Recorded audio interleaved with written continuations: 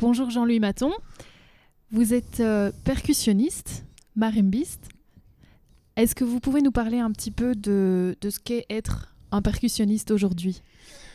Alors, la définition du percussionniste donc aujourd'hui, elle se situe par rapport à plusieurs axes en fait. Donc la multidiscipline instrumentale. Le percussionniste donc joue les instruments à peau, comme les timbales, comme la caisse claire. Il joue les instruments à clavier, le xylophone, le vibraphone, le marimba. Il joue les métaux, donc les gongs, les tams. Il joue les accessoires, les idiophones. Mais en parallèle, en fait, à cette diversité instrumentale, le percussionniste aujourd'hui est aussi lié à pas mal d'esthétique, et ce par la force des choses. Si on peut définir vraiment le percussionniste aujourd'hui dans l'image qui est peut-être plus liée à l'inconscient collectif, c'est le percussionniste au sein de l'orchestre, donc qui a là un rôle de soliste, soit dans sa fonction de timbalier, soit dans sa fonction de premier percussionniste. Et là, il joue le répertoire qui est lié donc à l'histoire de la musique, de Jean-Sébastien Bach, jusqu'à la musique contemporaine, en passant par les symphonies de Beethoven. Et ce qui définit en fait la place riche du percussionniste aujourd'hui, c'est justement cette relation avec les compositeurs.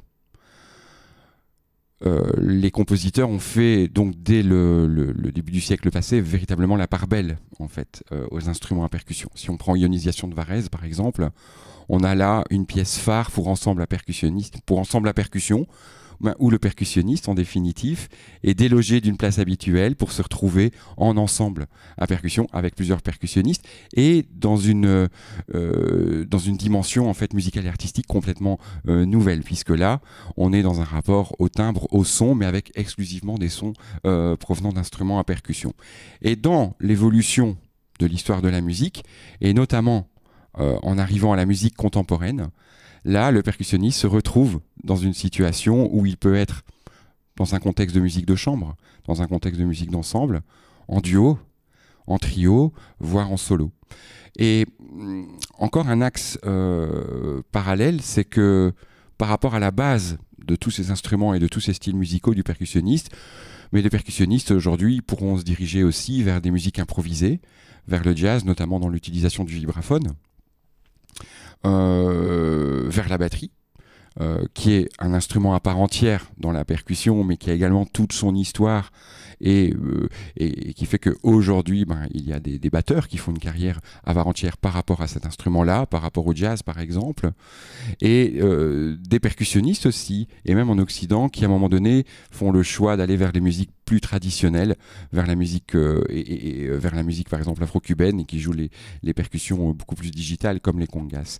Donc en définitive, et en conclusion, le percussionniste aujourd'hui se retrouve forcément à un moment donné face à des choix, pour moi d'abord musicaux et forcément après instrumentaux. Et on peut imaginer donc qu'un percussionniste fasse aujourd'hui une carrière au sein de l'orchestre et du répertoire symphonique, mais on peut imaginer qu'un percussionniste se voue à la musique contemporaine, se voue au théâtre musical et à la percussion, se voue au clavier et au répertoire qui est écrit, pour les claviers, pour le marimba, pour le vibraphone, toujours lié à la musique contemporaine.